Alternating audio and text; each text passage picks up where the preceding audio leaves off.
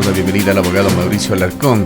Él es fundador de una importante organización ciudadana y miembro de la Fundación Ciudadana y Desarrollo. Quisiéramos, al tiempo de saludarle, abogado Alarcón, conocer su visión sobre cómo ha llegado Guillermo Lasso estos 2 primeros meses de gobierno. Gustavo, buen día y un saludo a nuestra audiencia de Antena 1 y de sus medios aliados. Efectivamente, el día sábado se cumplieron los 2 primeros meses de los 4 años de gestión de Guillermo Lasso y partiré por mencionar lo positivo, que desde el primer día de su gobierno, como bien lo han dicho ustedes en el resumen introductorio, no se perdió ni un solo minuto en no caer en la trampa de confiarse del gobierno anterior, sino en dedicar esfuerzos propios a esta tarea de vacunarnos a los ecuatorianos. Si este gobierno hubiera confiado de las dosis comprometidas, más de 20 millones que anunció en su momento Lenín Moreno, en este momento estaríamos en una crisis enorme y probablemente con una situación de un pico de contagios muchísimo más alto a nivel país a propósito de la variante Delta. Pero desde el primer día, de la mano de un embajador itinerante, de la mano de un sistema del Consejo Nacional Electoral para llevar a cabo el proceso de vacunación y de una excelente red de distribución, hay que decir que al fin de semana estaban con primera dosis aproximadamente 7.650.000 ecuatorianos. Que cuando en la campaña electoral muchos dudaban la capacidad de inocular a 90.000 personas al día, se han quedado sorprendidos de ver incluso cifras superiores a las 300.000 vacunas inoculadas en un solo día, demostrando que cuando hay voluntad política y cuando hay ganas de sacar adelante al país se puede, por supuesto.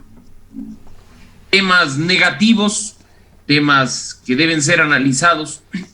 A propósito de estos 60 días, la situación interna del país, la seguridad nacional, que por supuesto no se soluciona con una varita mágica de la noche a la mañana, pero como ustedes han visto, al menos en el Sistema Nacional de Rehabilitación Social, la crisis no dio tregua ni por el cambio de gobierno. Ahora se conoce de la tragedia vivida al interior de varios centros de rehabilitación, porque el número de muertos fue mayor, pero ustedes mejor que nadie saben que durante estos 2 primeros meses ya se habían producido incidentes en estos centros, con víctimas, con consecuencias que lamentar, tanto a nivel policía como a nivel reclusos.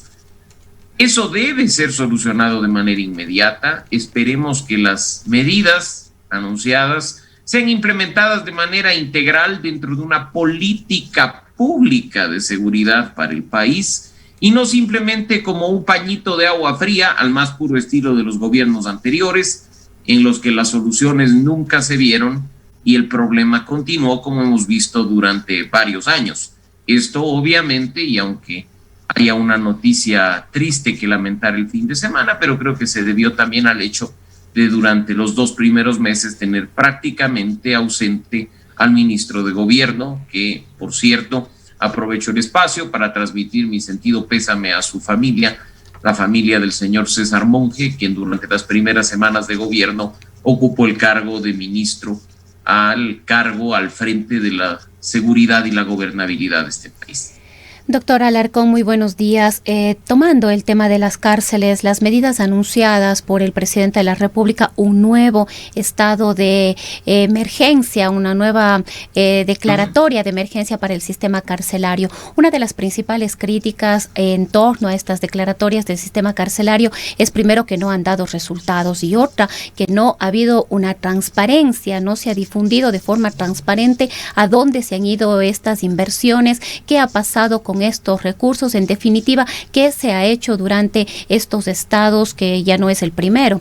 Este es un nuevo que se está declarando y que definitivamente no han dado resultados. Otro tiene que ver con quienes han estado al frente de los centros carcelarios del sistema penitenciario. Los expertos advierten que no se trata de una problemática que pueda ser resuelta ni desde una mirada policial ni desde una mirada militar, que ahí se requieren otro tipo de conocimientos. Se habla, por ejemplo, de que al frente de los centros carcelarios debería estar un experto en criminología, un criminólogo, entre otras sugerencias y advertencias que lo que han provocado es muy poca expectativa, muy poca confianza en estas nuevas medidas indicadas y expuestas por el presidente de la República. ¿Qué opina usted?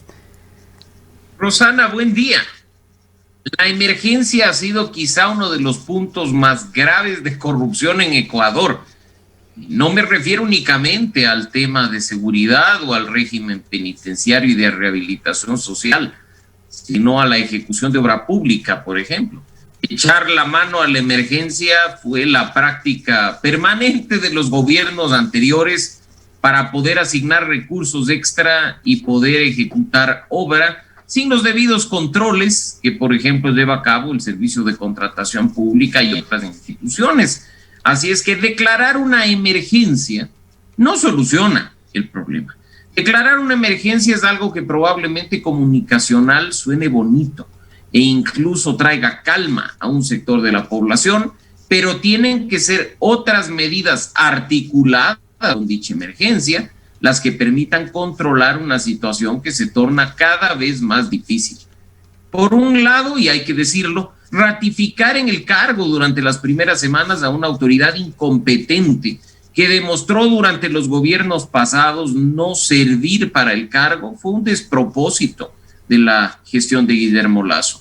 Esperemos que ahora, teniendo a la SNAI a cargo de Fausto Cobo, un militar que conoce de temas de seguridad y que vivió en carne propia temas de derechos humanos, se puede encontrar un equilibrio en beneficio de implementar finalmente en nuestro Ecuador un verdadero sistema de rehabilitación social. En ese sentido, las medidas, insisto, no van por declarar emergencia, no van por asignar recursos, ni van tampoco por hacer permanentemente requisas al interior de los centros de rehabilitación social para ver qué armas están en manos de los reclusos. O sea, hay que tomar una medida basada, como ya lo he mencionado, en una política pública integral de seguridad y no en improvisación que después termina trayendo peores consecuencias. Hay que esperar que el tema de las cárceles se lo atienda también desde el punto de vista social, fundamentalmente. Sí hay declaraciones un tanto preocupantes de el coronel Cobo en el sentido de que ve a las cárceles como un campo de batalla. Sí lo son, de alguna manera, pero no es la única faceta. Hay una faceta enormemente humana en el tema de las cárceles y de mal manejo del Ecuador que tiene que ser corregido. Otras declaraciones preocupantes del día de ayer que nos gustaría, lo comente usted, parte del discurso oficial en el marco de las festividades de Guayaquil. Cintia Viteri, señalando que el problema no es que los ciudadanos tengan armas, sino que las armas están ahora en manos de los delincuentes, sugiriendo probablemente una liberalización de la tenencia de armas en Ecuador. Hablamos, Gustavo, de lo que ocurre al interior de los centros de rehabilitación social. Coincido en que son campos de batalla, lo estamos viendo, pero para el Estado, que es quien tiene que administrarlos, el deber es poner orden para que no sean campos de batalla, no sumarse como un actor más simplemente a la pelea. Recordemos que hay un compromiso que aunque a muchas personas legítimamente preocupa y molesta, es el de garantía de los derechos fundamentales. ¿Y por qué, dirán ustedes, si un asesino que se encuentra en la cárcel no merece vivir, nos preocupa? Que conserve su derecho a la vida. Porque con toda seguridad, mis queridos amigos, así como está sucediendo en este momento, si interviene un agente del orden, a pesar de haber una revuelta al interior de un centro penitenciario, y termina con su vida, ese caso termine judicializándose, y los que paguemos la indemnización por su muerte seamos todos nosotros. Así es que la solución no es poner balas al interior del centro penitenciario en todas las manos y simplemente batirnos a duelo para que gane el mejor o el más preparado. Ese campo de batalla del que se habla tiene que desaparecer, tiene que convertirse no en un ring de pelea, sino en un centro de rehabilitación social. No se trata tampoco, como algunos equivocadamente piensan, Gustavo, de endurecer penas, porque ya hemos visto lo que pasa con un sistema de justicia corrupto, en el que lamentablemente quienes pagan los platos rotos son aquellos que no están en condiciones de pagar coimas a los jueces o de ser privilegiados en sorteos para ser favorecidos con determinados actores. Lo que se trata en este caso es de aplicar el Estado de Derecho, un Estado de Derecho al interior incluso de los centros de rehabilitación social, donde los policías puedan mantener el control, donde los militares puedan mantener el control. Más bien hay un aspecto de las cárceles que hablan de un 40% de saturación extra, es decir, están hacinados en las cárceles y esto es parte también de los problemas. Pero sigamos avanzando, abogado Alarcón, usted se ha referido a la crisis carcelaria, al fallecimiento de César Monge, un importante hecho dentro del gobierno de Guillermo Lasso, pues fue uno de los principales impulsores de esta candidatura del hoy presidente de Ecuador. Pero en forma paralela, en este fin de semana se ha desatado un verdadero show, un carnaval sobre la corrupción de Ecuador, en los testimonios que se dan alrededor de Pablo Celi, en la fiscalía, en juzgados, en la asamblea. Y esto también deja muchas lecturas en el Ecuador. Es realmente grave y preocupante todo lo que se ha señalado por diversos actores en este fin de semana con respecto a la corrupción que aún afecta de raíz al país. Imagínense ustedes lo que es el principal órgano encargado de vigilar el buen uso de nuestros recursos haya estado en manos de personas, y ahora sí se puede hablar en plural, de acuerdo con los testimonios emitidos en la Comisión de Fiscalización de la Asamblea Nacional, de personas inescrupulosas, sin integridad y sin ética, que hicieron lo que les vino en gana en perjuicio del país. Como bien lo has dicho, Gustavo, testimonios de horror en el que todos los ojos antes estaban enfocados en el señor Celi o en el señor Polit, y ahora hemos visto lo que sucede al interior de la Contraloría. Directores que no tienen claro ni siquiera las cifras, otros que creen que hicieron cosas que terminaron no haciendo, otros actores que además dicen que pues ellos cumplieron su trabajo y que los superiores son los que se encargaban de cambiarlo. Con total desparpajo, sin un poco de pudor, en un país en el que se han cargado los recursos de los ecuatorianos en peso. Creo que por poco ya lo único que faltaba era ponerle ruedas al edificio de la Contraloría y llevárselo empujando a algún otro lado del país. Esto es inaceptable. Y lo que ha destapado el juicio político al señor Celi es una olla de grillos de que hay instituciones podridas en Ecuador, podridas, y que en este momento no se van a recuperar porque se conviertan en tribunal de cuentas o porque se hagan bonitos concursos ajustados a estándares internacionales, sino que hay que repensar el funcionamiento de la institución en sí. ¿Con qué personas están? Hacer una evaluación integral, permitir que incluso las autoridades de control paralelas como la UAFE o como la Fiscalía investiguen a todos, sin excepción, para ver dónde están los problemas y tratar de erradicarlos desde la raíz.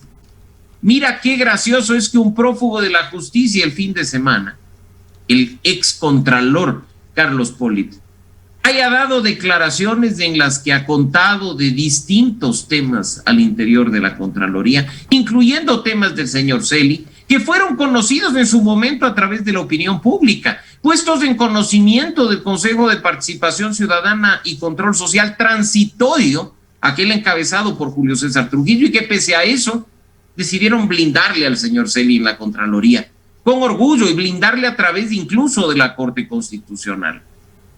No podemos personalizar el problema, Gustavo. Cuidado y caemos en el error, tanto en espacios como este, como en organizaciones como la mía y en la ciudadanía en general, de ponerle nombre y apellido al problema y creer que si Pablo Celi permanece preso o que si Pablo Celi es censurado por la Asamblea Nacional, la Contraloría se vuelve el mundo de los ositos cariñosos.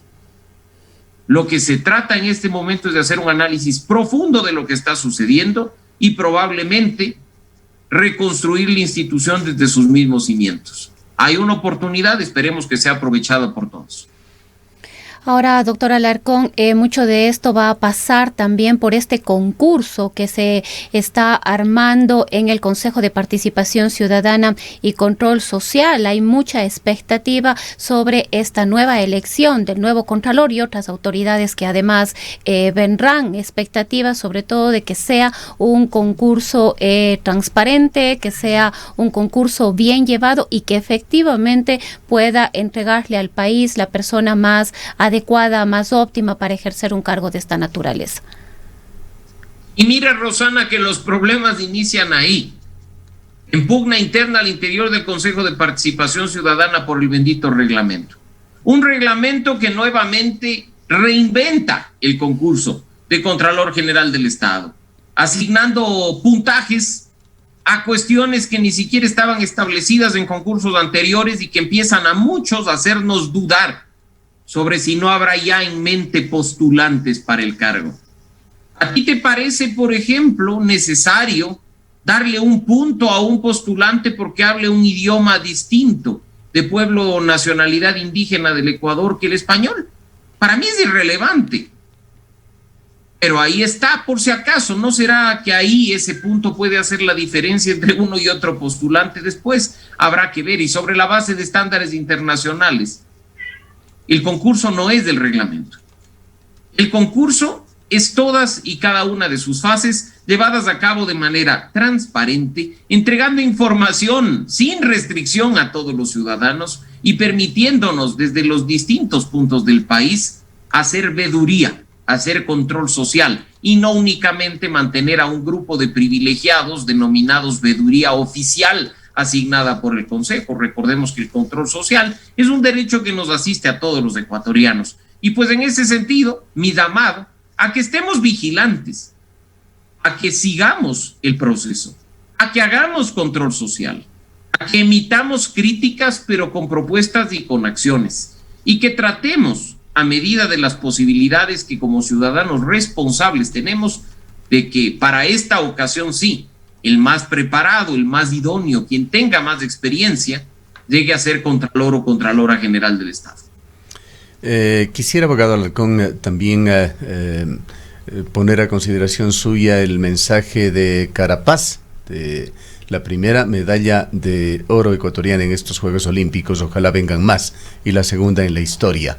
Muy criticado ha sido Carapaz, se ha hablado de un mensaje inapropiado en un momento de gloria, pero Carapaz dice también una gran verdad que da cuenta sobre esa situación que se vive en el deporte ecuatoriano, que puede ser configurado como las élites dirigenciales del deporte, usualmente viajando gratis en hoteles 5 estrellas, luciéndose para las fotos, mientras los deportistas ecuatorianos se hospedan en coliseos, en oscuros recintos, para graficar de alguna manera esto que está tratando de expresar Carapaz, esta situación de desesperanza que viven la mayoría de deportistas ecuatorianos. Justamente en esta semana nosotros enfocábamos en este medio de comunicación la situación de la Federación Deportiva de la SUAY, que tanto ha aportado al deporte nacional con sus trabajadores y los entrenadores 7 meses impagos. Eso, entendemos, es lo que quiere expresar Carapaz con estas críticas que además dejan diversas lecturas, no solamente para el deporte, para varias áreas del país, que nos tienen que llevar a recapacitar sobre las gravísimas omisiones que comete el Estado ecuatoriano. Y que pronto olvide el ecuatoriano, mi querido Gustavo, la crisis que tuvo lugar en 2012 en el sector deportivo, cuando José Francisco Ceballos, como ministro del Deporte, nombró interventores de las federaciones deportivas del país. Creó federaciones de papel, muchas de las cuales ya estamos viendo cómo actúan, con el único objetivo de satisfacer la voracidad del presidente de turno de quitar de en medio al cuñado del hoy presidente Guillermo Lasso, el señor Danilo Carrera, quien había estado al frente de el Comité Olímpico Ecuatoriano durante varios años. Recordarás tú que mientras Danilo Carrera, después de 16 años de buena trayectoria y de buenas funciones, estaba trabajando de cara a los siguientes procesos olímpicos, vino una sabatina, vino la acción del Ministerio del Deporte y vino esta crisis de entregarle el Comité Olímpico a un funcionario público del correísmo que creo que poco o nada conoce de lo que sucedía al interior de las federaciones. De aquí las consecuencias.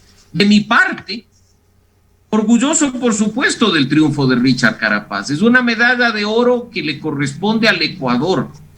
Y coincido plenamente con sus declaraciones, que aunque algunas personas han molestado porque no les gusta ni leer entre líneas ni ver más allá de lo evidente, es una denuncia de cómo se ha venido manejando el sector deporte de manera oficial durante todo este tiempo. Nuevamente, uno de los antros de corrupción del Estado ecuatoriano ha sido el sector deportivo, donde los grandes viáticos han sido para los de arriba y las pésimas condiciones han sido para los de abajo.